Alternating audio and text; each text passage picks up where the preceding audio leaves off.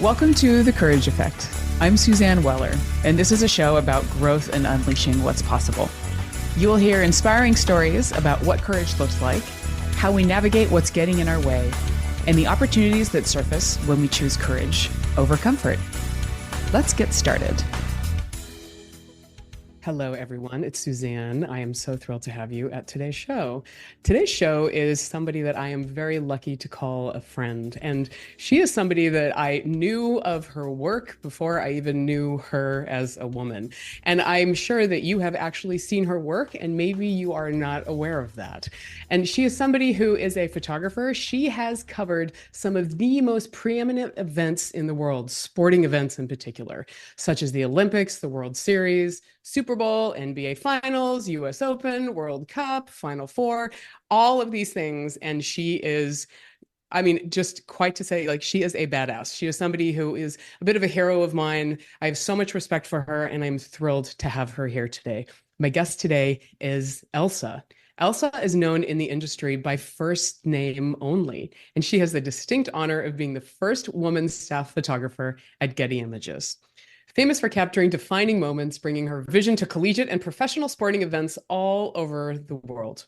For nearly 3 decades in the industry, Elsa's genuine passion for bearing witness to some of the greatest moments in sports remains as potent as ever, whether during the regular season or the finals. Still reveling in her dream job, she approaches each assignment with creativity, compassion, and confidence, always searching for pinnacle moments of athleticism, beauty, and emotion to share with the world. Elsa, it is wonderful to have you here. Welcome to The Courage Effect.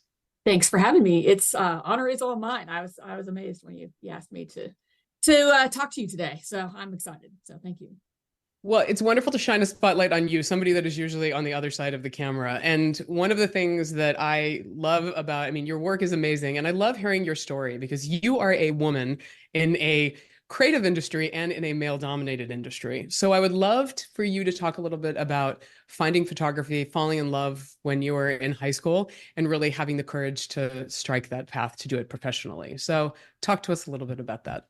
Well, so you would think that I grew up as a sport fan or sport junkie. Not the case. My family was not into it at all. And I didn't really know much about photography or even think of it as a creative outlet until I took a class in ninth grade. And obviously that was in, the mid 80s, mid to late 80s, because I graduated high school in the 90s. And it was film, it was manual focus, it was manual exposure, all these kind of tactile, technical things that were kind of cool to me.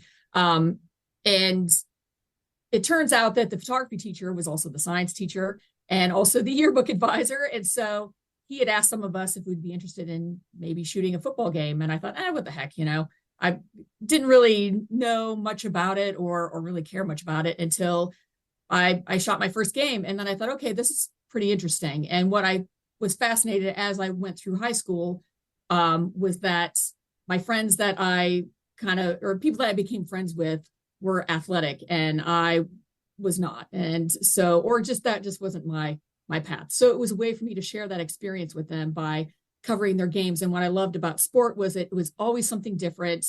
It was not easy. And that's what I loved about it. It was like capturing those moments. I really had to be hyper focused, and it really helps me kind of stay into the game, and I tune out all the noise around me, which, in hindsight, that I learned that is something that I really enjoy about sport. But through high school, there was this program. We had a mentorship program when I was a sophomore in high school, and I grew up in a really small town in northern Minnesota. And if I said it, you'll probably start quoting Fargo. So I did grow up in Brainerd, Minnesota. Oh yeah. And But there's a program that paired students with professionals in the industry that they're, with career paths they were thinking of. And so there were maybe 3 photographers in town. There were a couple of studio portrait wedding photographers. And then there was the newspaper photographer. The newspaper photographer was the one that agreed to it. And so obviously sports were a lot of it because I was in school all day. So nights and weekends were when I could shadow him and shoot pictures. And so we did that for about a month. And after that, I ended up getting a part-time job at the town paper when I was a sophomore in high school. And so I started covering these events for the paper.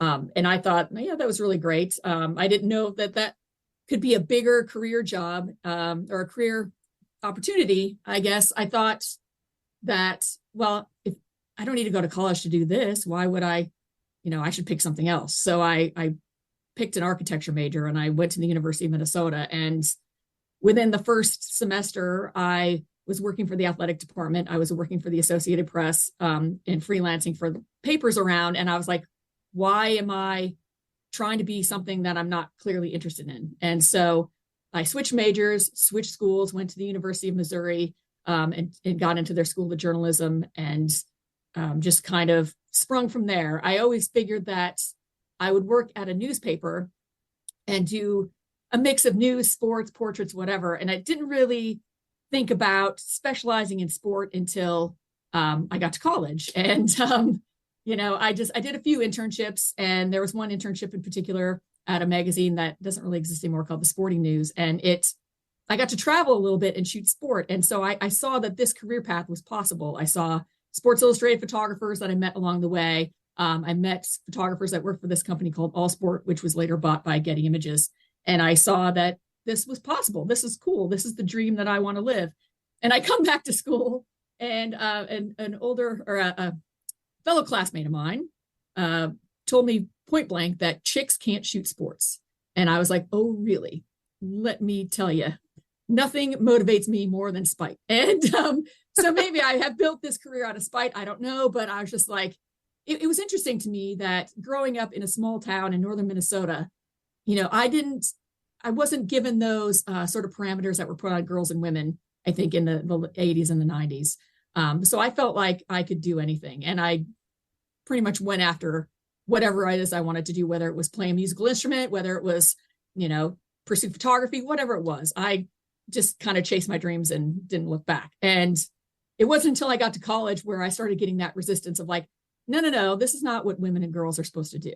And I was like, well, why? Says who? And so it took me by surprise a little bit. And then once I went into the real world, it got a little more intense as far as what people expected women and girls to do and what boxes and labels people were putting you in. And so that was my first real kind of bit of challenge, started in college when, some guy says you can't shoot sports because you're a chick, then segue that into a career. And you're looking at it on an NFL sideline, and you're the only woman on the field that's not part of the cheer squad or medical staff. And you're like, okay, I'm a little outnumbered here. What's happening? So.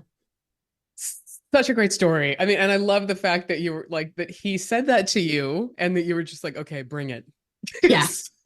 Nothing's spite is a great motivator. I'm not going to lie, and I think in anything, if someone says, oh, you can't do that, you're like, oh, really? Watch me. And I think, that it becomes less about like taking risks and courage and be like, I'm going to show you, you get ticked off and you're like, all right, who are you to say that I can't do what I want to do? Well, and it's so interesting too that, I mean, I love that you had the teacher, right? I mean, like the really took you under his wing in high school, and that you learned the craft, and then that you went to school for something that, you're like, what I should do or what I feel like I ought to do. And that you really sort of blew yourself up. But how sad that when you got to college, that's when you really felt like you were being boxed in, because usually I think for a lot of women, that's really when we're sort of blossoming, and that's when we get exposure to the broader universe. And it sounds like it was actually a little bit different for you. It was. And the friends of mine that went to different universities, pursued different majors, had a completely opposite experience. Like, it was empowering for them. And, they saw all these opportunities, presented to them. And for me, it was like, well, you could do this, but, you're not really supposed to do that. And that kind of surprised me. And it took a beat to kind of figure out, okay, am I crazy for thinking that I can do this? Or, or even wanting to try and continue to pursue it. And it just, one of those things, you just got to put one foot in front of the other and be like, all right, I can do this. I'm going to prove this. There's a pathway. I can see it. And I just wasn't going to be deterred, shall we say. It sounds like you didn't even have any doubts. It sounds like you were just like, okay, here we go. And was it like that, or were you afraid? I think it was like that. I didn't have any doubts. I'm like, here you go. And the doubts didn't come in until I left college and started my career. I think that's when more of the doubt started kicking in. I'd gotten this job and I moved to Los Angeles. So I go from like, this is the biggest city I'd ever been in, and I drove out there. Like driving in LA was that I think was more terrifying than actually trying to pursue this career, honestly. So I figured if I could survive the 101, I think I could survive anything, honestly. So bring it is kind of what I thought at first.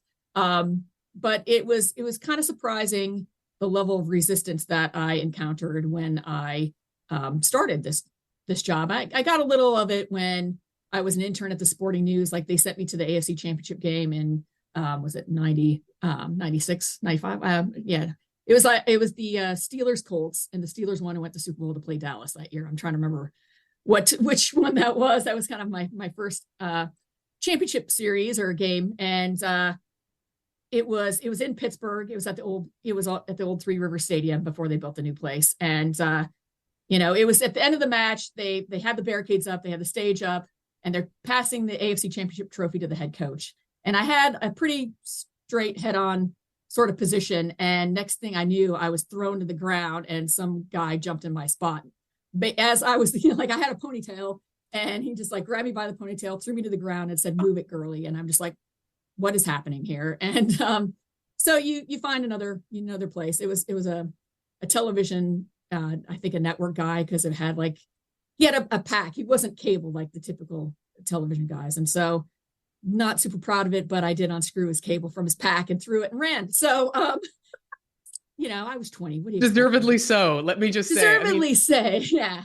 That's violent. That's not even just disrespectful. I mean, that's horrible on so many levels. So we need to cut to a break. Okay. Yes. Well, thank you for sharing that story. I mean, it's horrifying, but I love that you kept going and that you did what you needed to do to make sure that you were staking your claim and staking that space. So let's take a break for a quick minute. I'd love to come back and hear a little bit more stories about maybe some of the challenges that you experienced and how you really tapped into that courage in your professional career. So we will be right back. This is Suzanne. You're listening to The Courage Effect. Stay tuned.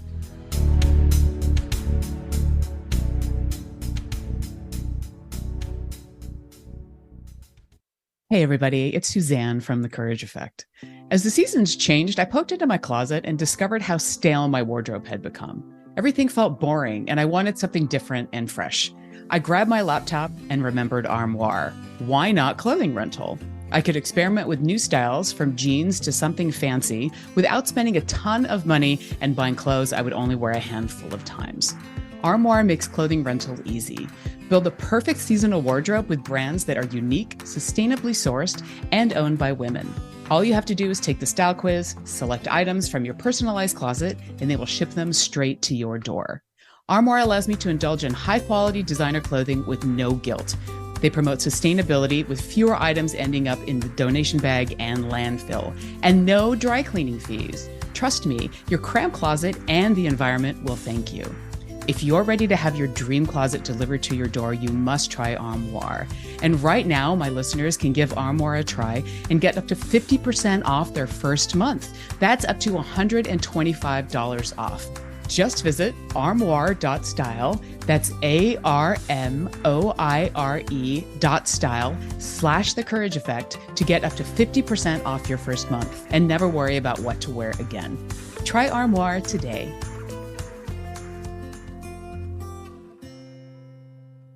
Easy on the ears, good for the soul. Alternative Talk 1150.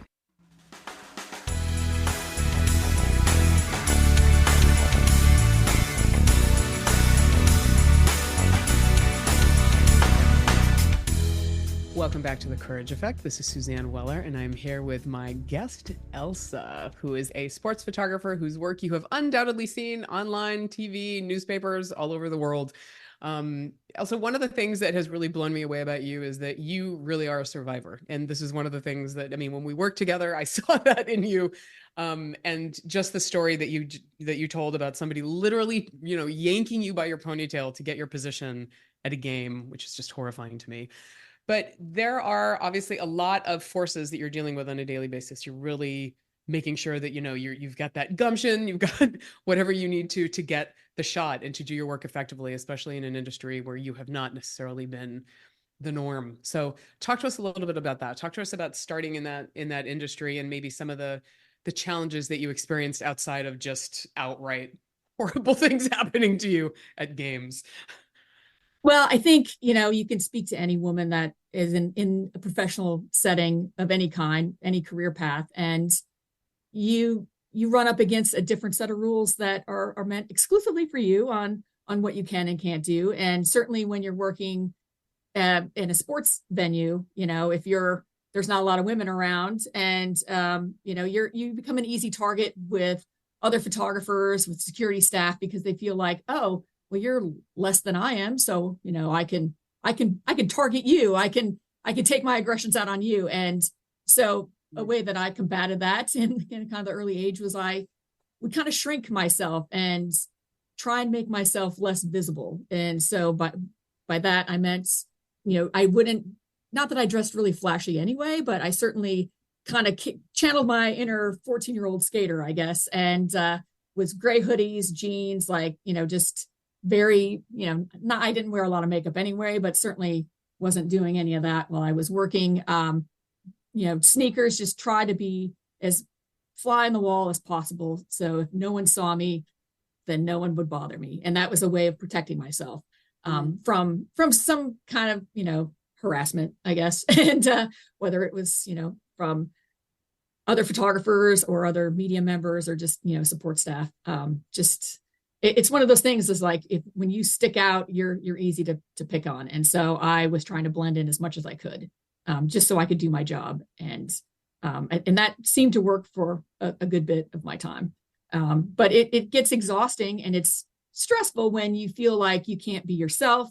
You have to shrink in and to fit into some mold, and you're not able to, at least I felt like as a photographer, I couldn't make any mistakes because I always felt I had this target on my back, because every little thing that I did wrong, I felt could be held against me to leave me off the next event. And so I felt like I always had to be perfect. And when you have that pressure on yourself day in and day out, it wears on you. And then you start to second guess yourself. The imposter syndrome kicks in of like, do I really belong here? Is this something I need to do? And I got to tell you, I've nearly quit this job, this career path about 3 times. I could distinctly say 3 times where I was like, you know what, maybe this is not for me. And then I think about it and I was like, no, wait a second. Why do I have to quit something that I love just because somebody else has an issue with it? Just like, it's not on me to make them comfortable. And so I'm going to carry on and do what I love and go after those moments that I love to photograph. And I'm not going to let anyone tell me otherwise. But that's really hard. It's exhausting and it wears on you, and you question everything. And I think that was what I really struggled with for many years in kind of like the early to middle part of my career. Once you kind of get into it and you see the resistance, whether it's like, getting told where you can and cannot work or how you work. It took a lot for me to kind of keep going. I'm not going to lie, but I knew I was very strong in my resolve and that I knew that this is what I love to do. I'm really great at it. I can't carry the load of their other people's issues with me being there. And that was a really hard and long sort of lesson to learn or place to come to. And I'm glad that I've stuck it out so far.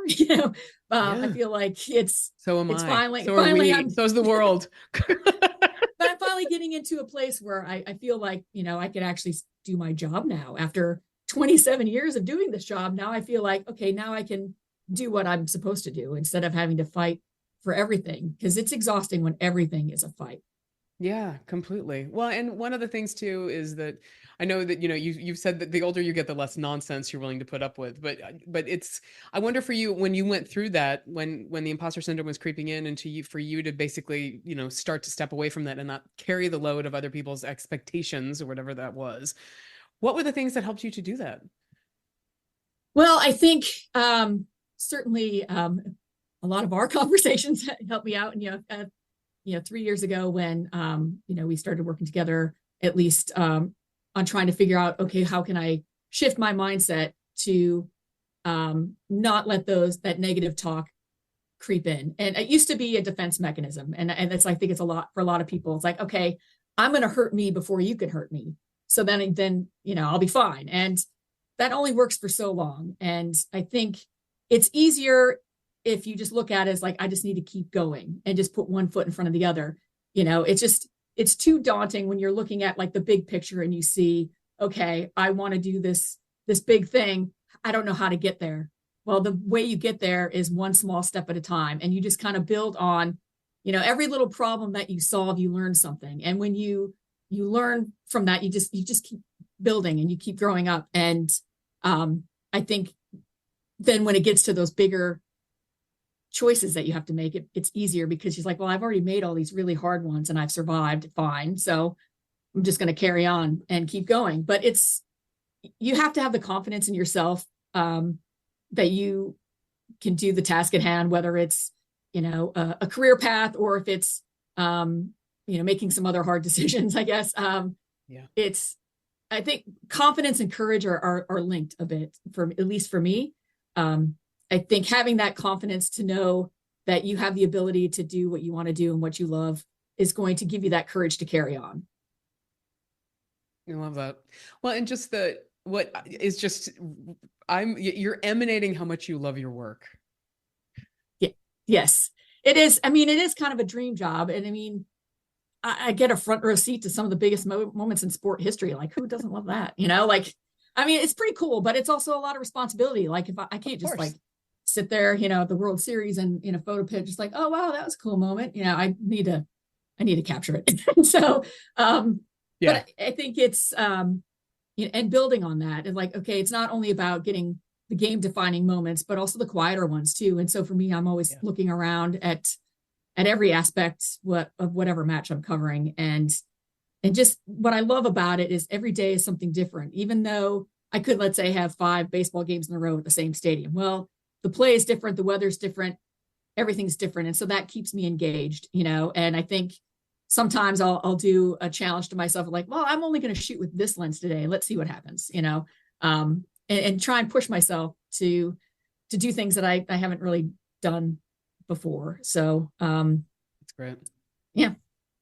Well, and it's also, I think a lot of people don't understand, and I know I didn't before I worked in the industry of photography, was how much work it takes to actually create this content. So it's not just about you being an amazing photographer and honing your craft over the years, but it's all of the gear that you have to invest in and schlep around with you all over the place, and all of the relationships and the people that are the broader support that help to make this happen. The travel. I mean, I remember talking to you during COVID when you had to go up to Canada and you were isolated for 10 days in a hotel room, right? Before you could cover a hockey game. Oh yeah. I was in the hockey bubble in Toronto, and, it was a 50-50 chance of whether or not I was going to get past the customs in Toronto, but thankfully I did. And I went straight to the hotel and I check in and they're like, oh, you're here early. Your room's not ready. We just got to cram you in some room. It was COVID. And so I additionally, for my 14-day quarantine, had a nice balcony room. I thought this is going to be great. And they're like, no, you're just going to be in this little corner room that's smaller for 14 days. And man, that first day when I was out, I walked all over the place, but it was definitely interesting. A lot of people don't realize how much equipment I carry. So when I went to the World Cup in Australia, I traveled with 3 bags of gear that I checked, and then my bag of clothes, and then I had another bag of carry-on gear. So a lot of it is, I do some remote camera work, like in the goal at soccer. I'll put a camera behind the net there. If I'm shooting NBA, sometimes I'll put a remote behind the backboard. And so it's all that extra equipment that you carry that's quite heavy. And so I think being on top of, I do a lot of Pilates that really helps my back. I think it's a lot of equipment to carry that. And that was another thing that, some people would say, oh, well, women can't carry all that stuff. I'm like, you can put it all on a cart and carry it. It's not a big deal. So just let me be. But it's also a lot of, we travel like athletes. It's like a lot of nights and weekends, and you are, I'm getting to the arena 5 hours before the match, typically, and then you're staying there an hour or two after. So it's a long day. Yeah. It is a long day. One of my favorite things to do is that my husband Tom, who is a big Eagles football fan, and I watch football with him quite a bit. I love the end of the game when everybody rushes the field, and I look for your ginger hair. I'm always like, Yes. "Where's Elsa?" So I'm always like finding you. So like Tom's looking at the players and the coaches, and I'm like, I don't care. I'm looking for Elsa.